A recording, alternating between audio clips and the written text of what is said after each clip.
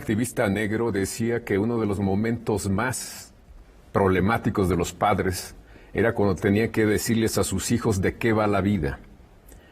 Y este mismo activista, pastor protestante, Martin Luther King, decía que en el caso de los padres negros, el mayor problema era, al decirles de qué va la vida, explicarles la segregación. México no es ajeno al racismo, que es una pandemia mundial, una pandemia silenciosa y a veces escandalosa por los estragos que causa.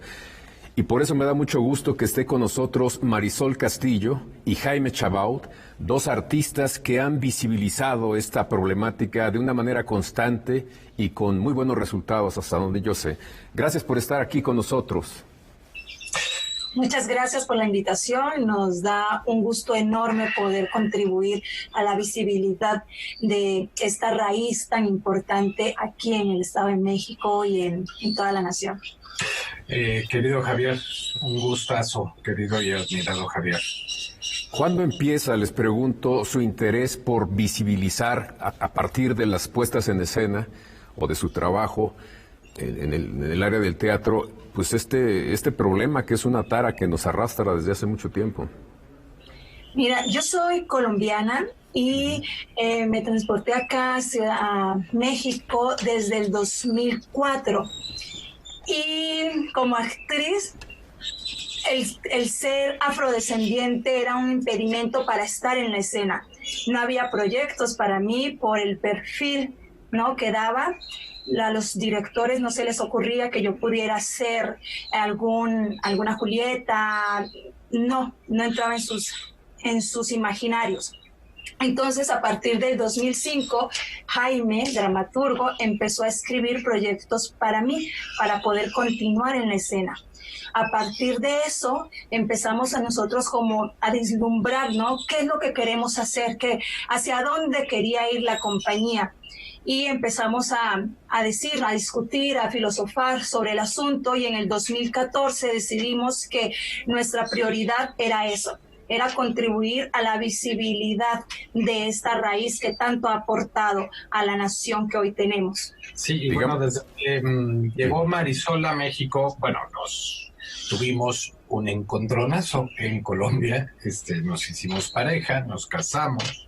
En 2004 yo le escribí el monólogo Pipí, ¿no? Que bueno, fue muy exitoso, hizo muchísimas funciones y demás, pero Marisol arrancó en el 2006 con el montaje de cuentos eróticos africanos del Decamerón Negro, basado, bueno, adaptando una dramaturgia que previamente habían hecho en Colombia, en el Teatro Esquina Latina, Orlando Cajamarca y Alfredo Valderrama, y hace el montaje de estos cuentos que provienen de el libro de un antropólogo alemán, Leo Frobenius, que hizo un recorrido por toda África recogiendo las historias orales que tenían que ver sobre todo con la sexualidad, ¿no? Entonces, en 2006 realiza Marisol el montaje junto con Jesús Jiménez de esta obra que es la historia del mundo a través del sexo desde la cosmovisión africana.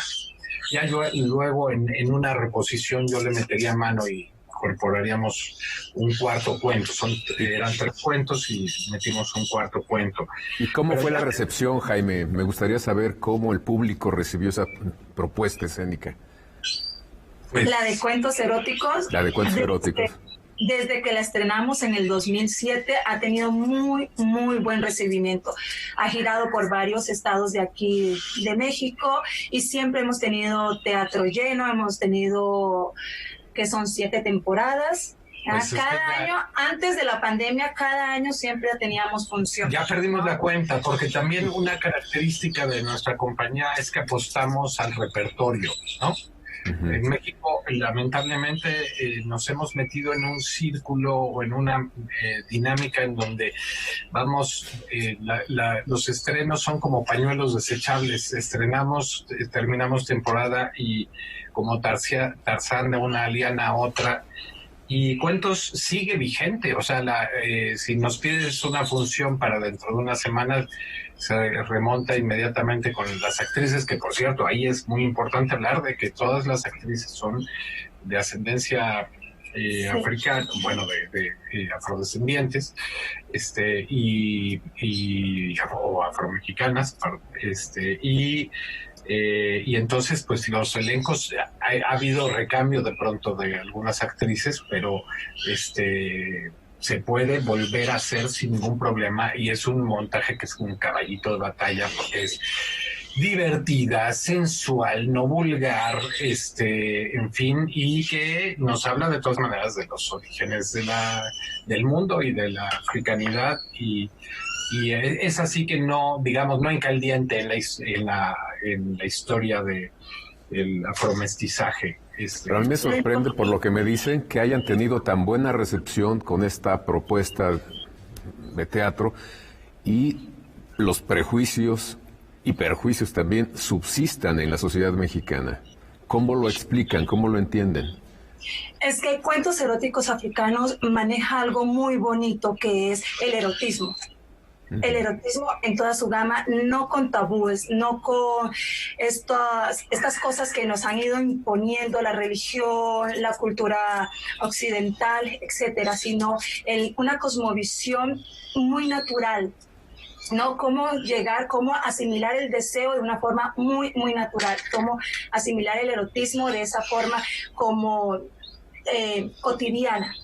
A partir de eso, pues entonces presentamos a personajes que no son esclavizadas, no son victimizadas, son personajes cotidianos. Puede ser una mujer en la edad de 40, de 50, de 60, que todavía es mujer, que todavía siente deseo, que todavía es fogosa, y que hay otro personaje que puede despertar en ella todos esos deseos y puede hacer la tarea que tiene que hacer para que ella despierte toda esa sensualidad. Por eso el recibimiento, sí. Porque Cuentos Eróticos no se engancha con los estereotipos de ver al esclavo, ver a la persona maltratada, etcétera. Hemos querido... Esa obra en específico aquí en Mulato Teatro sale de esos estereotipos, y entonces presentamos a reinas, a reyes, a un carpintero, a un albañil, a hermanos que se separan y les duele la separación, les duele la pérdida del padre, de la madre. Entonces son hechos que afectan, ¿no?, a la comunidad diariamente. Exactamente. Sí, tenemos que ir a un corte, Jaime, Marisol, y regresamos con ustedes. Vale.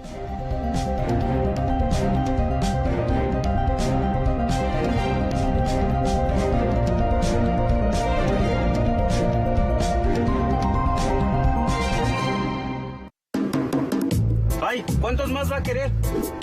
¡Dos de sodero, Pai! ¿Salsa verde o salsa roja? La salsa verde genera un pH más ácido cuando la combinas con la grasa del sodero. Por eso prefiero la roja. No, pues el que sabe, sabe. Cuando conoces, decides mejor. Estas próximas elecciones, infórmate para tomar la mejor decisión en www.ism.mx, porque quien sabe, sabe. Solo podemos abrazarnos así. Besarnos de lejos. Reunirnos, pero cada uno en su casa. Sabemos que son tiempos difíciles para ser joven, pero también son buenos para participar en las decisiones importantes. Si cumples 18 antes del 6 de junio de 2021, tramita tu INE desde ya. Tienes hasta el 10 de febrero. Este 2021, ¿contamos todas? Contamos todos. INE. Si algo caracteriza a nuestra ciudad es la fuerza y la valentía de nuestra gente, su orgullo y patriotismo hacia nuestra nación. Somos hombres y mujeres de trabajo, obreros, emprendedores, personal médico, profesionistas. Somos esos que se levantan de madrugada y regresan a sus hogares de noche. Es tiempo de la Ciudad de México. El PT está de tu lado.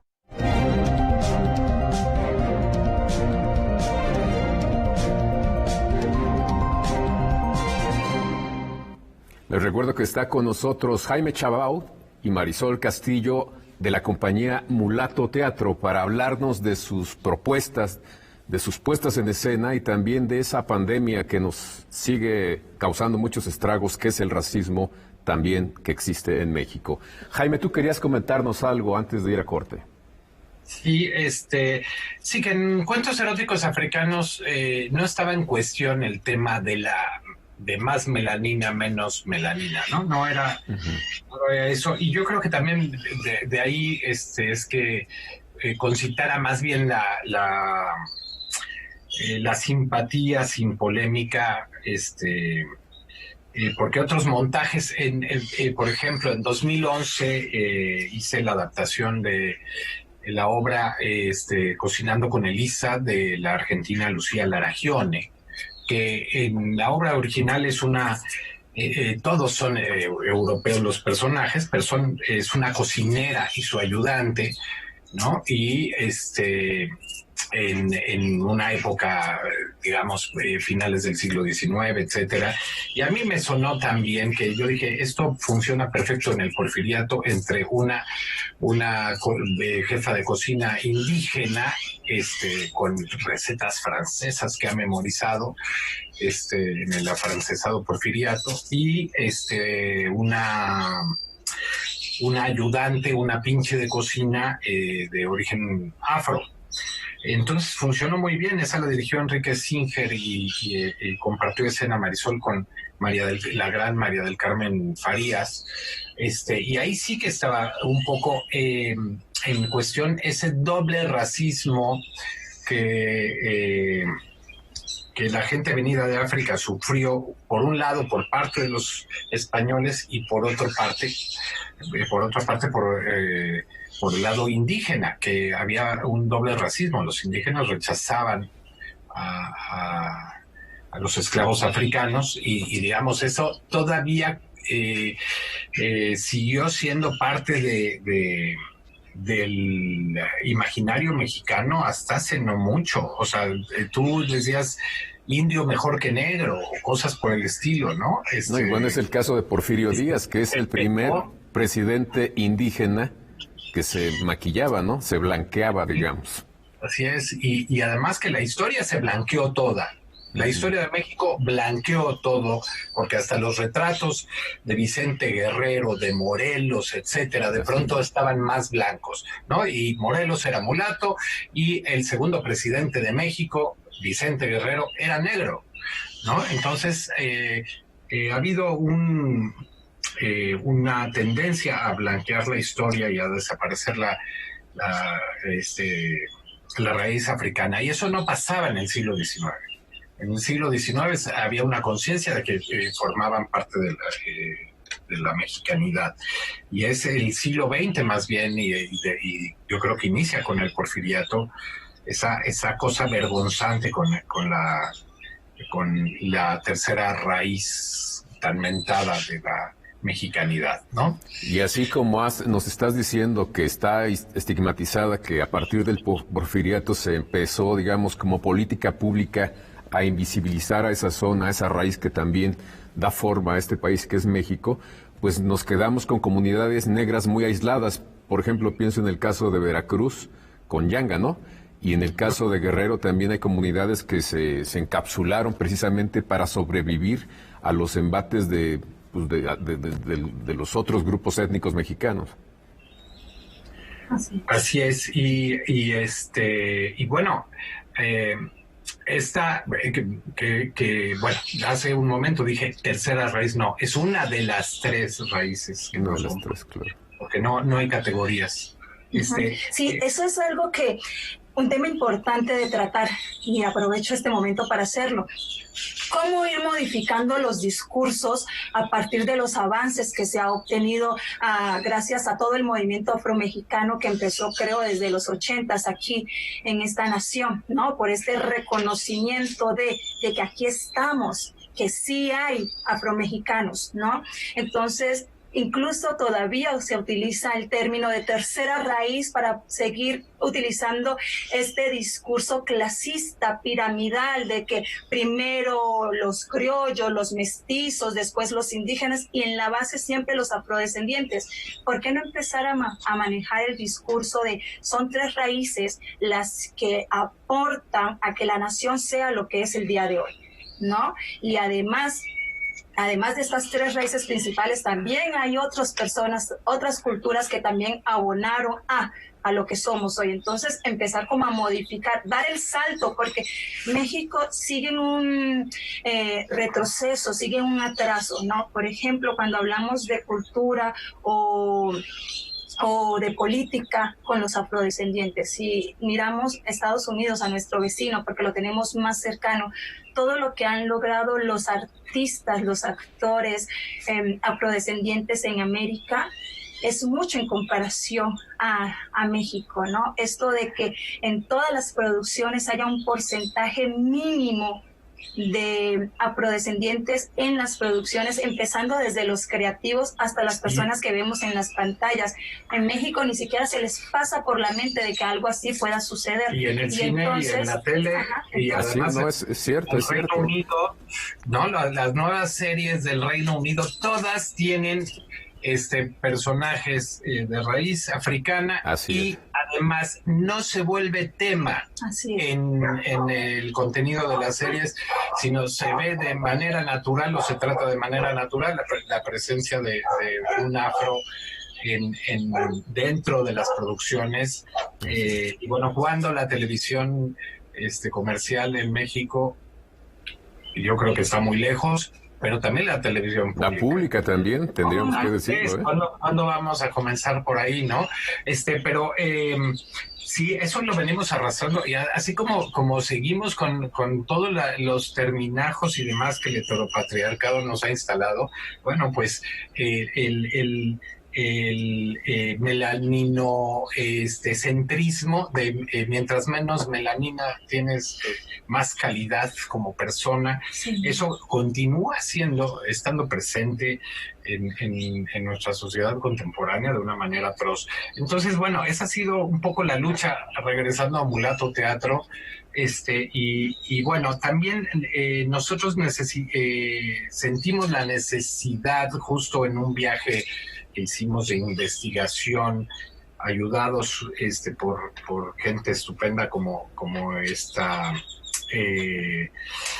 ¿cómo se llama? La de Veracruz, la de la Universidad Veracruzana, la maestra Carretero, Sagrario Cruz Carretero, fuimos a dar a Yanga, y entonces ahí nos apasionamos por el personaje de Yanga. En toda la investigación que hicimos, no encontrábamos una historia que nos diese al personaje completo. Había tantas contradicciones de si era viejo, si era joven, si en realidad el que peleó era el hijo de si Francisco de la Matosa, su segundo de a bordo, era el que guerreaba, etcétera. Muchas contradicciones y muy poca cohesión, digamos, en términos de material histórico. Entonces nos dimos a la tarea de hacer una ficción libre sobre la vida de Yanga. Empezamos la investigación en 2015, y en 2017 hicimos una primera lectura dramatizada en enero en el foro Rodolfo Usigli de la SOGEM, y luego finalmente la estrenamos al año siguiente, en 2018, en un teatro de Limba, en la Sala Javier Villaurrutia, dirigida por Alicia Martínez Álvarez. Yo creo que ese fue un momento no fundacional, pero sí de reafirmación de que la línea de la afromexicanidad era consustancial a Mulato Teatro. Es decir, ya había una decisión, pero ahí nos decidimos por ello de manera mucho más contundente, aunque ya veníamos trabajándolo. Y en contraste con cuentos eróticos, el montaje de Yanga sí ahondaba en la historia de cómo llegamos los afrodescendientes al territorio mexicano, ¿no? Y desde cuándo llegamos, desde cuándo estamos aquí en estas tierras. Entonces ahí sí ves cómo el crecimiento, el proceso de la llegada, del maltrato, de la evolución, pero además de eso, de ver también al esclavo, vemos al héroe, a la persona, al Yanga humano que pelea y lucha por la mujer que ama, por el rescate de su hijo, además del rescate de su gente, ¿no? Darle valor también a la lucha y al ser humano, que no se cuenta, no se sabe mucho de él sobre eso, sobre ese aspecto, lo humano que era por el rescate a su gente. Así es, Marisol. Tenemos que ir a un corte y regresamos a la última parte de este programa.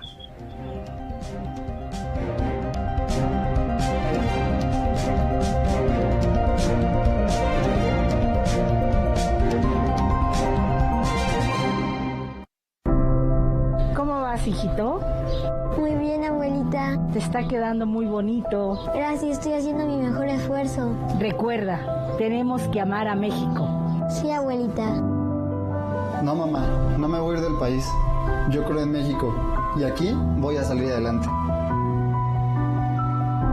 Hoy más que nunca, tenemos que amar, creer y luchar por nuestro país.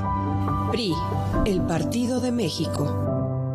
El Tribunal Electoral del Estado de México resuelve con justicia y celeridad las controversias jurídicas derivadas del proceso electoral. Las magistradas y los magistrados garantizamos tus derechos político-electorales conforme a los principios de certeza, imparcialidad, objetividad, legalidad y probidad, y resolvemos de forma pronta y expedita los medios de impugnación con la emisión de sentencias. Este proceso electoral tú eliges y nosotros protegemos tu decisión. Tribunal Electoral del Estado de México. Mejor vámonos por respeto, tomamos fraternidad, luego tolerancia y cuando lleguemos a participación, giramos y ya por ahí nos vamos. La tarea de darle dirección a nuestras vidas es de todas y todos. Así hacemos comunidad. En cuanto me mudé, actualicé mi domicilio ante el INE. Quiero ser parte de mi comunidad cuando decidamos nuestro destino. Si te cambiaste de casa, ve al módulo y actualiza tu credencial. Tienes hasta el 10 de febrero de 2021. Contamos todas, contamos todos. INE.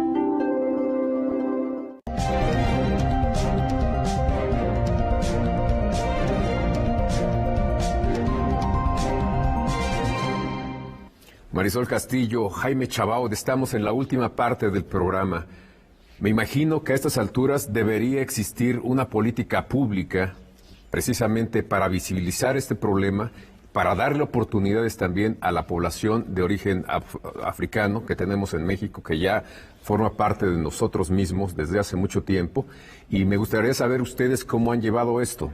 Mira, sí existe, afortunadamente, gracias al movimiento afrodescendiente que se está llevando a cabo. Hace 2 años, es muy reciente la política que se acaba de aprobar por el reconocimiento a las poblaciones indígenas y afrodescendientes. Ya gracias a la senadora Susana Hart y a Huella Negra, a la Red de Mujeres Afrodescendientes de la Ciudad de México, a todos los movimientos, a las asociaciones civiles que se están formando y organizando para visibilizar que sí estamos, que aquí desde hace muchísimo tiempo existimos aquí en el territorio mexicano, ya hay esta política. Ya ahorita solamente hay que hacerle el seguimiento para que esto no se quede solo en el papel como letra muerta, sino que se vea, que se empiece como a reproducir en las otras áreas políticas. Sí, mira, si tenemos en cuenta las cifras del 2015, en el censo que se hizo en el 2015, donde solo 1.381.853 personas en todo México se reconocían como afrodescendientes, ¿ya? Y tomamos en cuenta ahora en el censo que se interrumpió, que no llegó a todas partes por la pandemia, pero aún así nos da como un estimado de cuántas personas estamos aquí, ¿no? Esta cifra crece y suma a 2.576.213 personas que se autorreconocen, que no solamente están en la Costa Chica, como se dice, que no solamente están en Oaxaca, que no solamente están en Guerrero, que no solamente están en Baja California, estamos regados por todo el país, en Ciudad de México también. Hay un alto porcentaje, ¿no? Entonces nosotros vamos hacia eso, a aunar a la visibilidad de esta herencia, de la historia de la afrodescendencia aquí en el país mexicano. Ahora bien, ustedes están en Morelos, ¿no? Nosotros estamos viviendo en Morelos, pero no solo eso, haciendo un proyecto cultural de teatro comunitario campesino. Pero yo quisiera decir que sí, hay ciertas políticas y hay un denodado esfuerzo, sobre todo Susana Hart, y es la que ha llevado la fuerza y el músculo político para que esto suceda. Pero a nivel cultural, yo no veo todavía una política al respecto. Y que además hubiese, por ejemplo, ayudado muchísimo a este ejercicio del censo 2020, ¿no? Porque en Morelos, te pongo el ejemplo, en el ejercicio intercensal de 2015 se reconocían 8,000 y tantas personas como afrodescendientes. Subió significativamente a 32,000 personas en este ejercicio, pero sin embargo Morelos es negro y no lo sabe, ¿no? La caña no la trabajó el indígena, la trabajó el africano esclavizado. Entonces no se evaporaron. Aquí a 4 kilómetros tenemos la hacienda de Xochimancas. En 1640 y tantos había, que era una hacienda jesuita, había 300 esclavos negros. En Yautepec, a 15 kilómetros, había un centro de venta de esclavos que se creía que solo era en Veracruz. Ese es un dato que nos aportó el antropólogo Antonio González de León. Evidentemente la mezcla fue total. El propio Emiliano Zapata tenía un 16% de sangre negra. John Womack, en su biografía a Zapata, en su segunda edición, rectifica y dice: la Revolución Mexicana, en el prólogo, no lo rectificó en un capítulo en el libro, en el prólogo a la segunda edición dice: la Revolución Mexicana del Sur no hubiese sido posible sin la herencia africana, ¿no? Entonces está por historiografiarse. Acabamos de hacer una obra. ¿Qué falta para, digamos, visibilizar más esto, resolver los problemas que tenemos pendiente de segregación, discriminación? ¿Qué tendríamos que hacer como sociedad y como gobierno también para resolver este problema? Yo creo que apenas están por definirse las políticas públicas, pero no es... ¿Pero qué se necesita? ¿Qué directrices necesitan esas políticas públicas? Pues... Es que la agenda está muy amplia.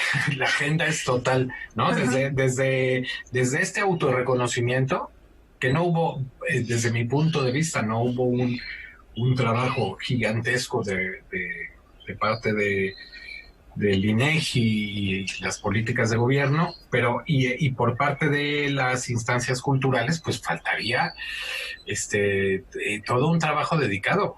Una oficina dedicada al trabajo afro, la música, pero también el teatro, incentivar el teatro y demás.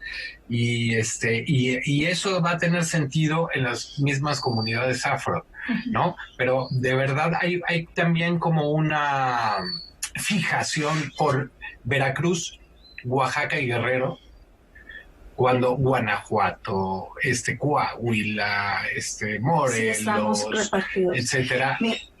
Hubo una inmensa herencia africana. Una tarea que tenemos todos para mermar esto y no caer en el clasismo, racismo, etcétera, es no caer en no multiplicar, reproducir todas estas oraciones que decimos día a día y que no sabemos que estamos cayendo en estos microracismos, ¿no? Cásate con el güerito para mejorar la raza. Ay, quietito pero bonito, etcétera, etcétera. Ay, a mí me gustan los negros porque yo tengo muchos amigos negros. Todas esas cosas son microrracismos que muchas veces no somos conscientes de que estamos provocándolo, que estamos multiplicándolo. Esa es una tarea individual, ¿ya? Entonces tendríamos que estar constantemente trabajando sobre ello. Claro que sí. Muchísimas gracias, Marisol. El tiempo es terrible a veces. Tenemos que terminar. Gracias, Jaime, por habernos acompañado y compartirnos también estas reflexiones y este trabajo que han hecho precisamente para visibilizar esta zona que necesitamos poner en el centro de la mesa y hacer de la sociedad mexicana un mejor lugar para vivir. Gracias a ustedes también y los esperamos aquí la próxima semana en Debate 22.